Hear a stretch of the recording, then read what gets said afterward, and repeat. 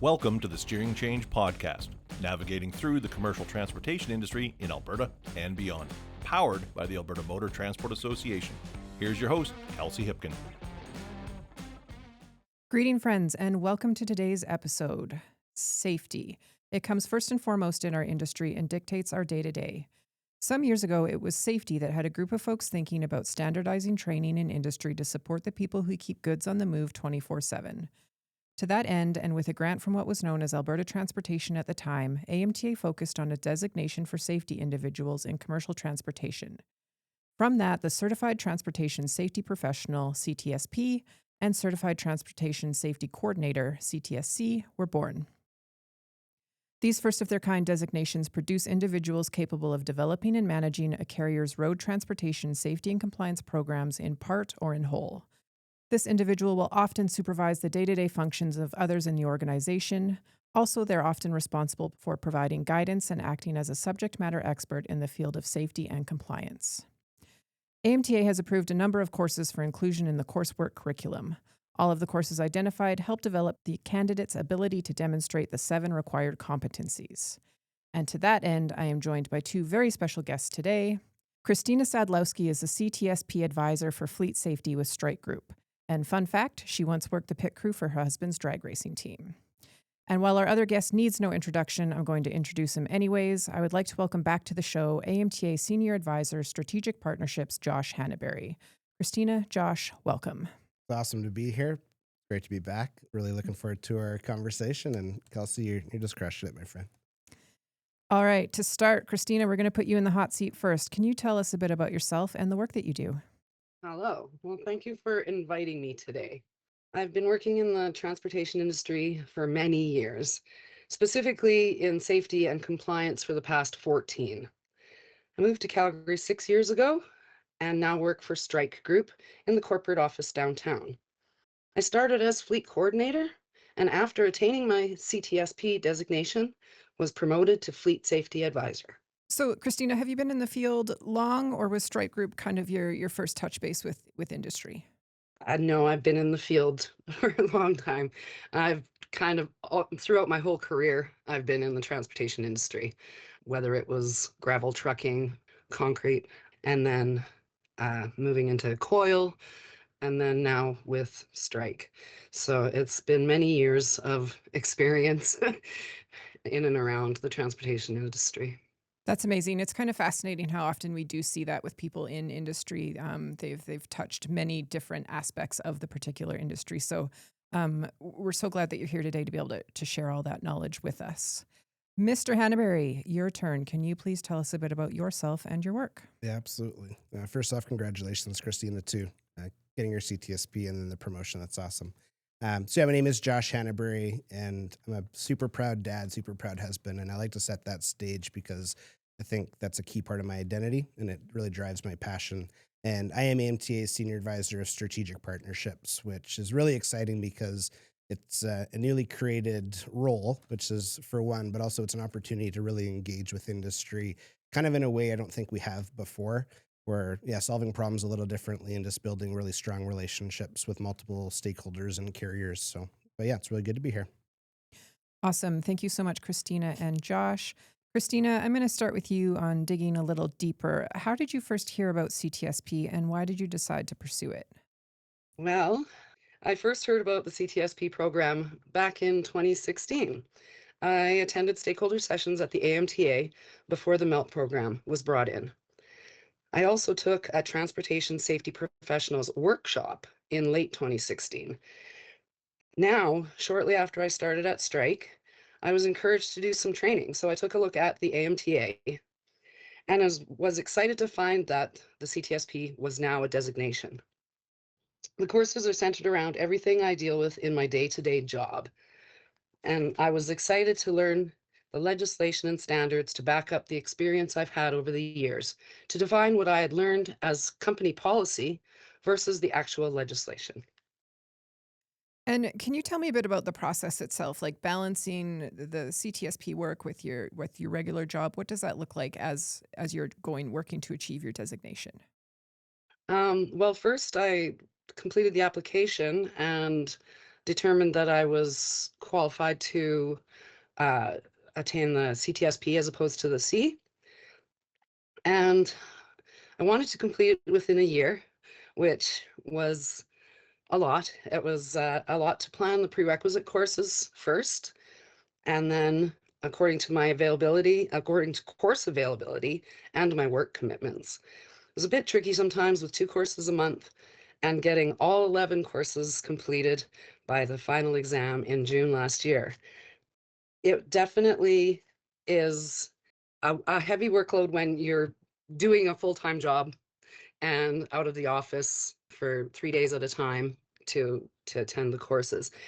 My employer is great and helped me a lot with as far as availability, and they were super supportive.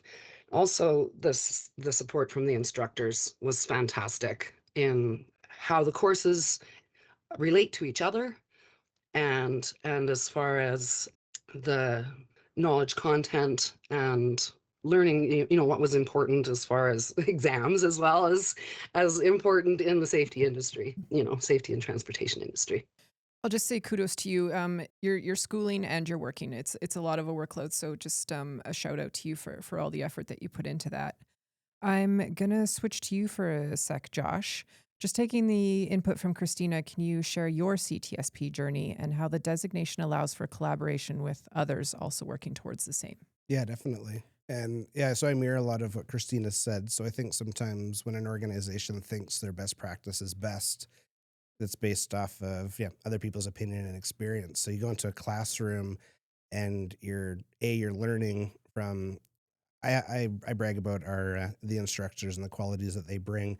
And they're just they're experts in their field. So when you bring your questions to an environment where I'm eager to learn, I'm excited, and then you can also talk to the person to the left of you and the right of you and say, oh, what are you doing in this situation? Or, oh, how do you handle these situations? So I think there's a lot of value in the learning content. I applied that when I was at my past large carrier, because that's actually when I started my CTSP journey as well.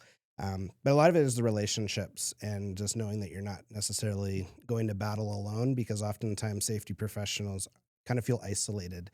But when you can, network amongst your peers and you're aligned with people that really care about what you care about for a common cause of getting the letters, which is great, but taking that knowledge back to your place of work, implementing it, trying it, but then you're going to see them again in a couple of weeks because you're taking the next course together. Like that's really exciting. And that's some of my best friends in industry now came from, through our training courses. So I think that's been really helpful too. And I also think that it's nice when you can share best practice advice in a safe, non-competing environment. So doesn't necessarily even matter the sector that you're in. If you have commercial vehicles, how do you talk to your professional drivers, or what is hours of service? All of those things. I think the whole designation really helped me just understand, you're doing it as a community, which is high value for sure.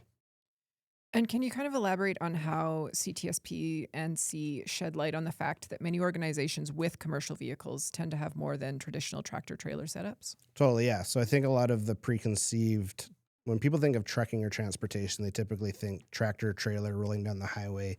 We happen to see a lot of them on the road.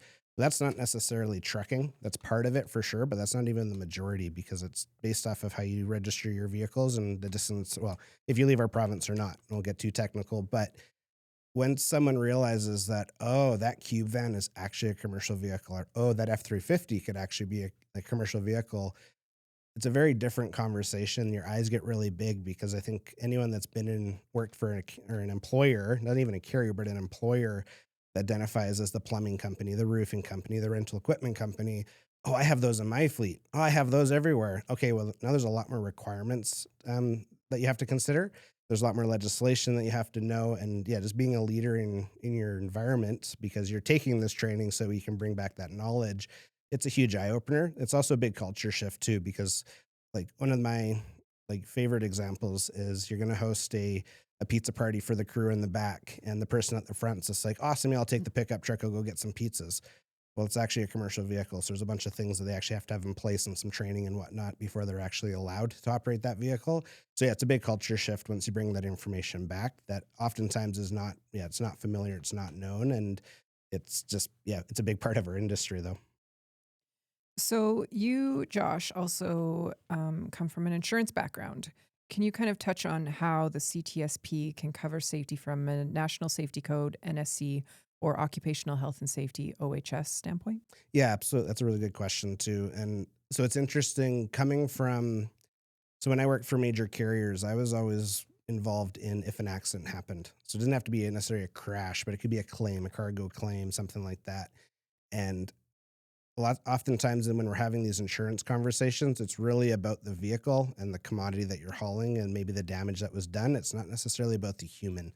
And what I really applaud about the CTSP is you really learn that there's a lot of legislation, a lot of rules and laws in place to protect the human, which is the most important part of our entire ecosystem. Is if it's the professional driver, if it's the warehouse worker, and everyone that's living and breathing doing the job. So once you realize that, oh, there's a correlation here, they're not polar opposites. You bring that to a risk conversation where risk is very different than, say, road compliance.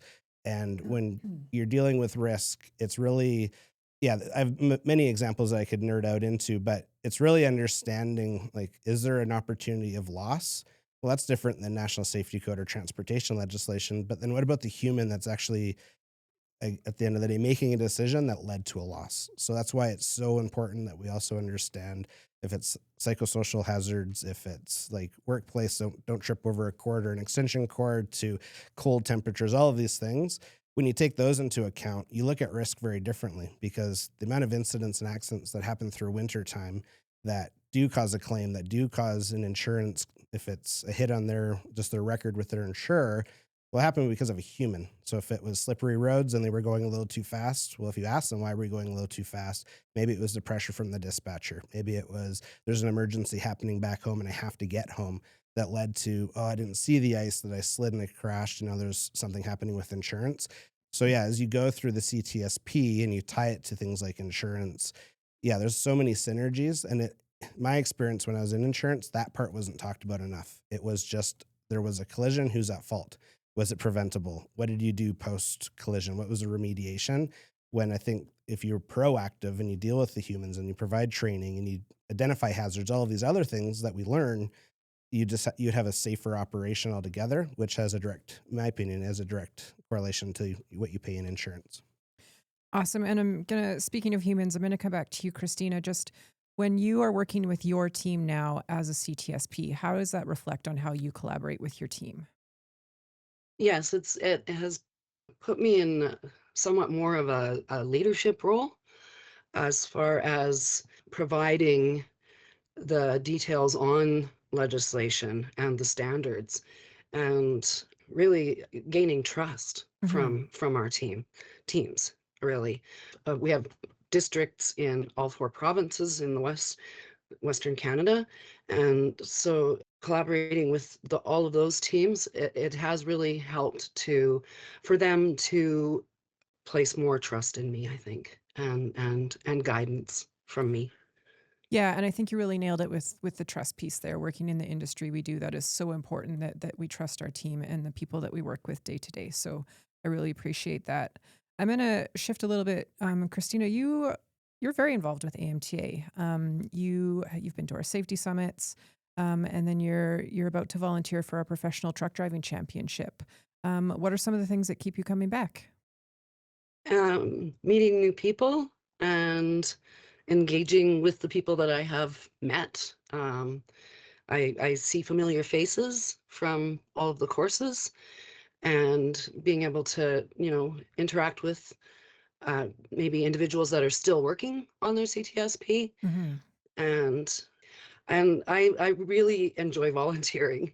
I have been a volunteer all my life in, all sorts of aspects. And I volunteered last year at the Driver Appreciation Days. And, speaking with those drivers and, having, when they're coming through the scale, and, it's the fear in their eyes, right? They're Yes. being pulled into the scale, and being able to talk to them and put them at ease and thank them for what they do. And like you said, it's a 24/7 industry. And I really like to interact with with the people. Absolutely. The humans. Right? Yeah, we're back to the humans. And I think that's so important. A lot of times people, they go to the grocery store, there's something on the shelf. How did it get there? I don't know. The house elves aren't doing it. So it's important that we recognize that our truck drivers are bringing those goods to us. And I think it's also super key to salute the people that do volunteer for all our events. We absolutely couldn't do them without you. And then just on that note, I'm going to segue into closing for this. Christina, thank you so much for coming today. We really appreciate you sharing your time and your knowledge. Is there anything that you would like to add in closing? Well, again, thank you for inviting me today. I'm very proud to have completed the designation and have those letters behind my name now. And I'm excited to have the designation back up and confirm my knowledge of transportation safety moving Awesome. forward. Thank you and congratulations. It is definitely a huge achievement. Josh, anything you would like to add?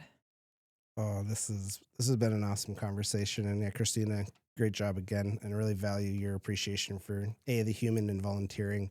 It is great to be back at AMTA, and it's really encouraging just to see the work that we're doing with some really incredible people. And yeah, I say I'm blessed to be back. So appreciate this to be back on the podcast as well. And I think my encouragement to industry too is really just get involved.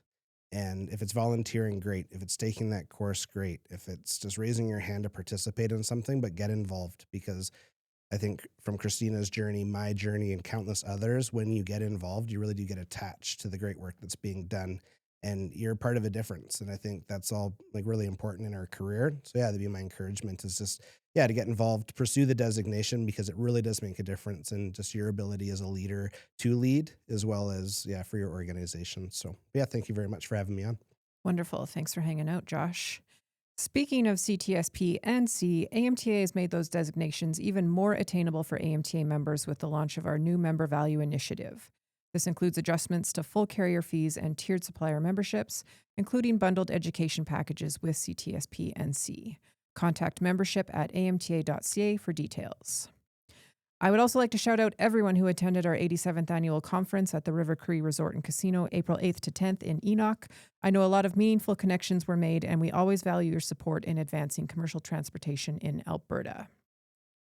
Speaking of commercial transportation, registration for the Professional Truck Driving Championship takes place May 31st in Edmonton. Both our competitors and volunteer registration is open. Check out amta.ca for details and email us at events@amta.ca to submit those. Please be reminded that registration does close May 23rd. And finally, if you haven't heard of it yet and have a driver who has gone above and beyond, be sure to nominate them for AMTA's Angels of the Highway. Want to know more? Email us at membership@amta.ca. Do you have any questions or comments about today or other Steering Change episodes? Please reach out on our Instagram at AMTA_CA or LinkedIn and Facebook at Alberta Motor Transport Association. Stay safe and see you next time. Thank you for listening to this episode of AMTA's Steering Change podcast. The views expressed by guests of the Steering Change podcast are their own and may not reflect the views of AMTA, its hosts, or sponsors. Did you have a question that you would like answered on an upcoming episode of the Steering Change podcast? We want to hear from you. To submit a question to the Steering Change mailbag, hit up our DMs on LinkedIn, Facebook, or Instagram with the hashtag Steering Change, and your question will be answered either live on the podcast or by one of our SMEs here at AMTA. We ask that you share this episode with those in your network that could benefit from what we discussed today, and make sure to subscribe to our podcast on your favorite podcast platform so you can be notified when future episodes are released. You can learn more about us and our mission by visiting www.amta.ca. Now get out there and have a safe day.